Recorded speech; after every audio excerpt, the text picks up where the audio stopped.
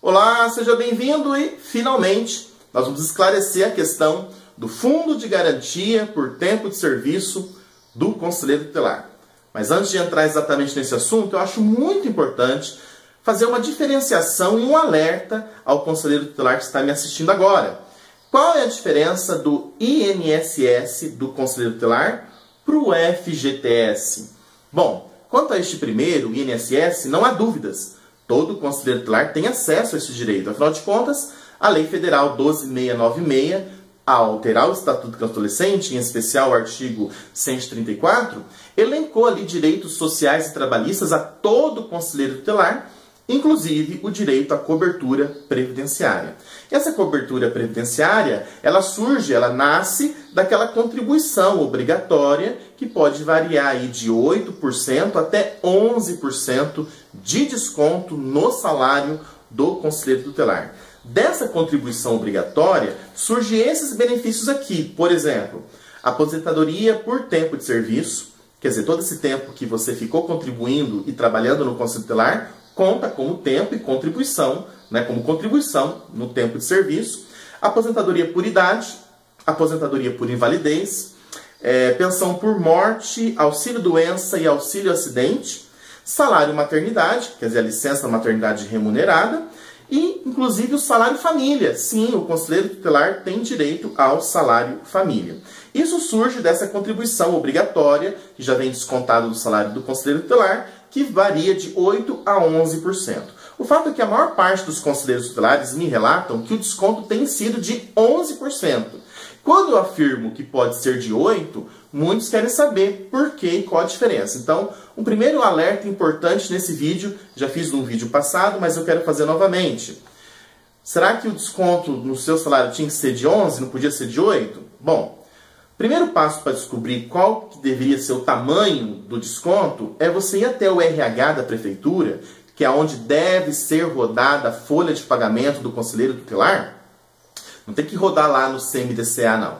Esse recurso não é para sair do FIA, tem que sair do orçamento da prefeitura. E a folha de pagamento do conselheiro tutelar tem que rodar junto com a folha de pagamento dos funcionários públicos, tá? Então você se dirige lá ao RH da prefeitura e faz a seguinte pergunta: este município, ele optou por um regime próprio de previdência social?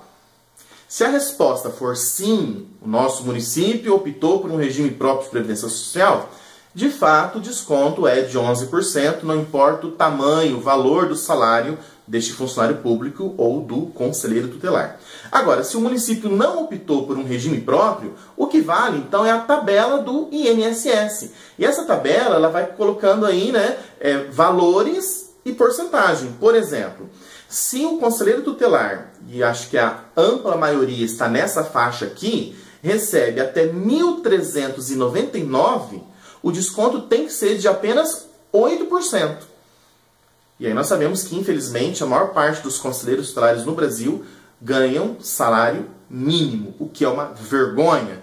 Então, o desconto, se o seu município não optou por um regime próprio, tem que ser de 8% se você recebe até R$ 1.399, arredondando aqui o valor, tá? Se o salário do conselho tutelar aí na sua cidade está até R$ 2.331, aí o desconto é de 9%.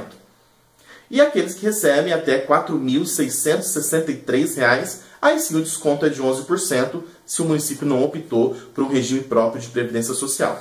Aí você pode pensar, a diferença é pouca, de 8% para 11%. Não é uma diferença pequena não. Olha só, fiz uma conta rápida aqui, levando em consideração o salário mínimo, que infelizmente, repito, a maior parte dos conselheiros tutelares recebe salário mínimo, o que é uma vergonha, R$ 788. Se estão descontando 11%, estão descontando R$ 86,68, quase R$ 87, quando deveriam descontar R$ 63.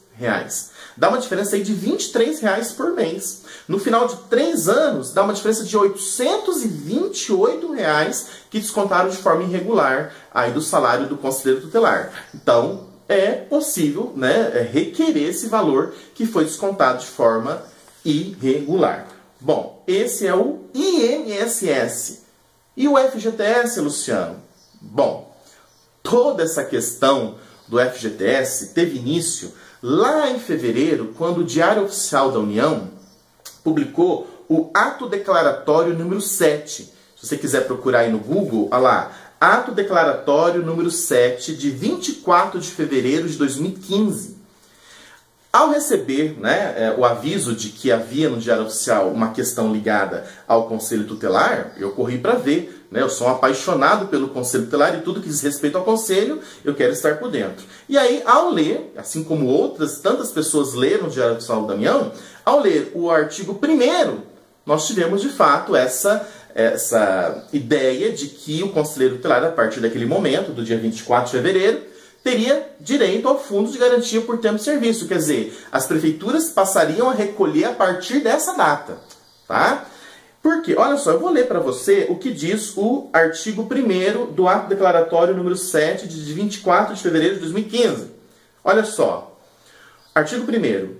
Os entes municipais que remuneram os membros do Conselho Tutelar deverão, quando do preenchimento da GFIP, que é a Guia de Recolhimento do Fundo de Garantia do Tempo de Serviço e Informações à Previdência Social, observar os seguintes procedimentos em relação a esses trabalhadores. E aí ele colocava alguns procedimentos, quer dizer, como preencher a tal da Guia de Recolhimento do FGTS. Então, essa notícia foi muito celebrada, eu me alegrei demais, porque finalmente parecia que os conselheiros tutelares teriam acesso a mais um importante benefício.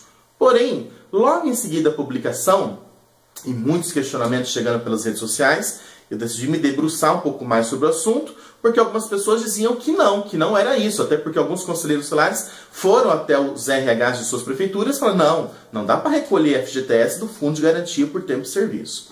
Bom, fui consultar, né, um assessor contábil, o escritório de contabilidade, entrei em contato com alguns municípios, um professor de contabilidade de uma universidade muito amigo aqui, e enfim, foi a descoberta. Na verdade, a guia da GFIP, que é essa guia de recolhimento, ela tem duas serventias, duas utilidades. E a segunda utilidade dela é informar, é manter informada a Previdência Social sobre a remuneração, né, de quem é assalariado, de quem recebe, né, o salário. Então, na verdade, a guia tem que ser preenchida para manter o cadastro e a informação sobre o salário daqueles que trabalham, tanto na iniciativa privada quanto na pública. Quer dizer, infelizmente, a resposta é não. Em especial porque o conselheiro tutelar não se enquadra na CLT. Mas continue assistindo esse vídeo mais um pouquinho. Não desliga agora não, tá? Por quê? Porque tem uma informação importante que eu também quero prestar para você.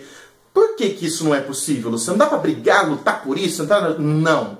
Porque, infelizmente, o Estatuto ele foi extremamente econômico na hora dele interpretar qual era, de dizer, na verdade, ele foi omisso, de dizer qual era a personalidade jurídica do conselheiro tutelar.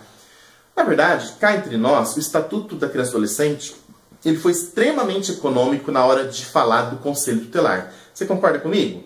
Tudo para o Conselho Tutelar é uma grande luta, é uma grande discussão, é um grande esforço para conseguir fazer, para valer, para entrar. A 12696 é um exemplo disso. Foi publicada, foi alterado o Estatuto e muitos municípios não atualizaram até hoje suas leis municipais. Inclusive fizeram processos de escolha de conselheiros tutelares com a lei sem alterar, né? É sempre muito difícil, você não concorda comigo, quando se trata de conselho tutelar?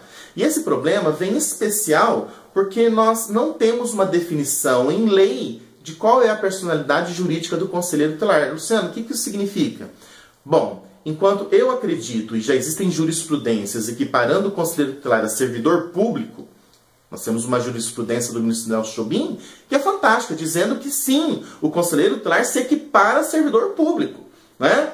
Nós temos aí inúmeras leis municipais interpretando a função de conselheiro tutelar de outra forma, como, por exemplo, dizendo que ele é um agente político, quando ele não é.